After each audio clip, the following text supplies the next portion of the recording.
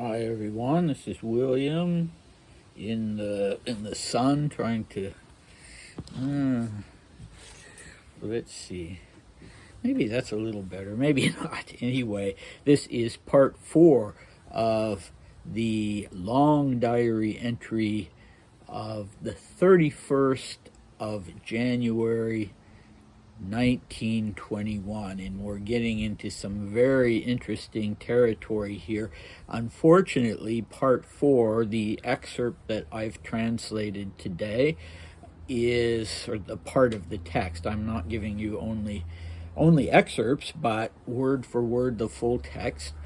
But I only translated a small amount today because I am pressed for time in a good way. I get together every Monday for a movie night with friends, and so I'm looking forward to that. But I'm a little behind with my schedule today, so this is just, a very interesting snippet. So the first thing that came to mind when I had read through and translated this was that Dmitri's son, Paul Ilinsky, had laughed about how many people and told me about how many people had thought that his father was secretly an MI6 agent.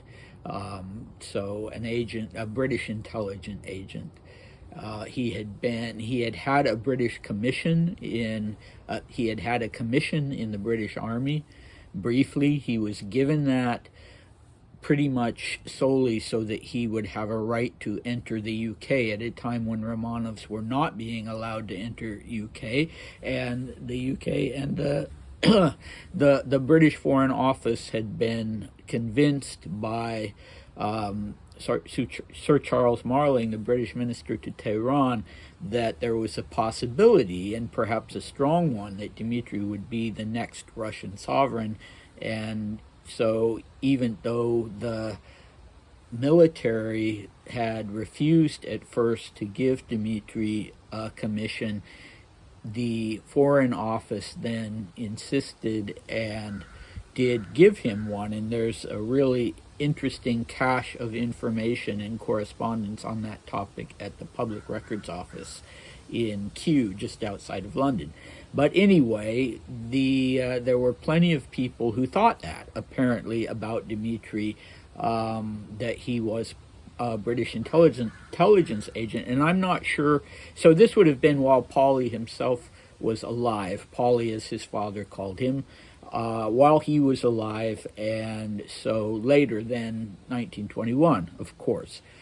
But yeah, I mean, one can understand why there would be speculation about that, although I have never found the slightest hint that that was actually the case, and Paul was also laughing about it.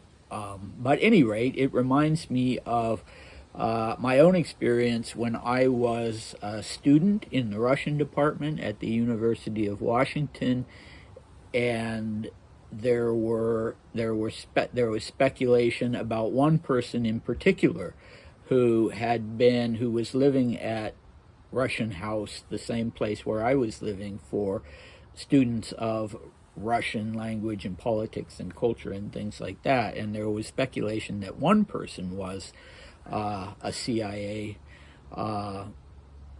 plant, something like that, and there was one person who had been taken aside on the main, we called it the Ave, down the main sort of area just off campus where students would go to bookstores and restaurants and that sort of thing, and he was taken by two FBI agents one day to an international house of pancakes, rather apt, I would guess, and sort of informally interrogated.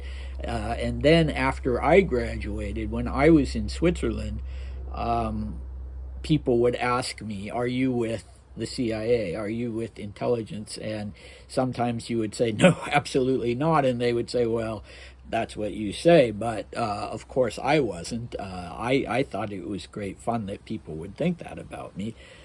But anyway, that is really digressing. So in yesterday's section of the long diary entry, Dmitri was talking about this new group formed by Trepov to discuss Russia's future and going forward for the monarchist movement. But in Dmitri's assessment, they weren't really going forward. They were just looking backwards because they hadn't adapted to the idea that they needed different methods and they needed to forget about going back to Russia and just establishing the old regime of which they had been a big part, these men. And they needed to, integrate what was happening in the new Russia with what they all wanted to accomplish as monarchists and establishing a monarchy in Russia or a monarchist-friendly regime. And so Dmitri was very frustrated with them, as you recall, and he compared them to the sort of people that sat around in clubs in St. Petersburg. So anyway, they were going to have these meetings in a private room in a restaurant on 4th Avenue, Victor Hugo, and they would meet every Friday. And Dmitri was included in this. He was one of the members of the group, and he would be there every Friday for these, what he says would be debates and discussions. But he was dubious about how much could be accomplished realistically by this Trepov group. They called it the Russian Assembly. And yeah, he was excited about the prospect of working, but he was dubious about what they were going to be able to do. But now we get a little bit more information about how he himself is going to be proactive and is going to make sure that there's some practical work done by this group.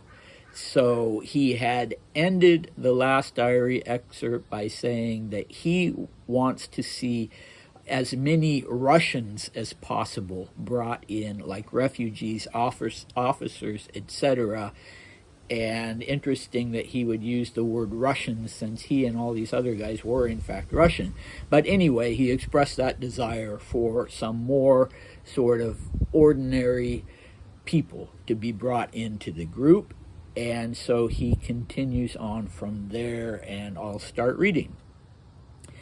At that gathering recently, not without my assistance, an information bureau was formed which will gather information about Sovdep and what's going on abroad and read reports to the members of the gathering once a week on Fridays.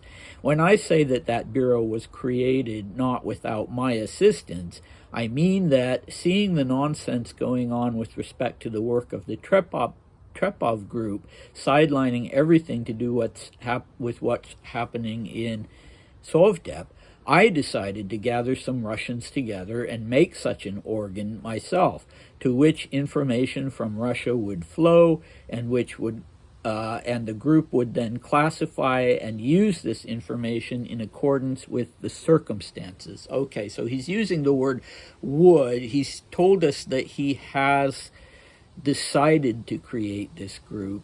Well, he said that at a recent gathering the group was created, but then he tells us that he uses the word would. So I guess at the meeting it was said that Grand Duke Dmitri is creating and heading the information bureau of our group, or he said it himself. And the purpose of the group will be to gather information about Sovdep. So if you watched the video of yesterday, Sovdep was the Soviet of Deputies. So, not the head of the government, but the Soviet, usually it was called the Soviet of Workers and Soldiers Deputies, a Soviet being a council, and the idea initially being that there would be these Soviets all over Russia, and together they would form the Soviet Union, and there's a main Soviet in the capital, which Dmitri calls Sovdyep. And he was frustrated specifically that the Trepov group was not oriented toward finding out what was going on within Sovdyep and having contact with people in Sovdyep. And so this specifically is what he wants this information bureau to do. He wants it to gather information about what is going on in Sovdyep in Russia, and what is going on abroad that might be activities that Sovdyep itself is doing abroad, rather like what Dmitri wanted the monarchist group to be doing in Russia. So anyway, the purpose of the group, that's the purpose of the group, and then the group would give a report at every Friday meeting. Okay. And I don't know why he started out by saying it was created not without my assistance, and then in the next paragraph he goes further and says, well, actually I was the one who created it because of seeing all the nonsense coming out of the Trepov group and not grappling at all with Sovdyep and sidelining that. So he decided that he personally would make it and that he would gather the members. And it's not apparently going to be members of this so-called Russian assembly, the members who are already meeting at the restaurant on Friday. He is, in fact, going to recruit his own members. And, if he's successful in doing that, then the information from Russia will be gathered by them and even used and classified and even used if the circumstances allow for it. So basically, he's going to create his little spy group, his little, instead of information bureau, let's say his little intelligence bureau. So that's very interesting, and it's interesting that that is what he specifically wants to do and considers himself qualified to do, and also to a certain extent feels like he has to do, that the ball is in his court because these other people aren't doing it. And so what's his first step going to be? Well, the first step is to recruit people, of course.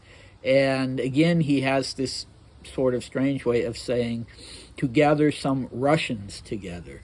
Well, who else would it be if not Russians? But anyway, he will, in the next diary, in the next part of this diary entry, he will be telling us exactly who he has in mind and why he thinks they could contribute to his little information bureau.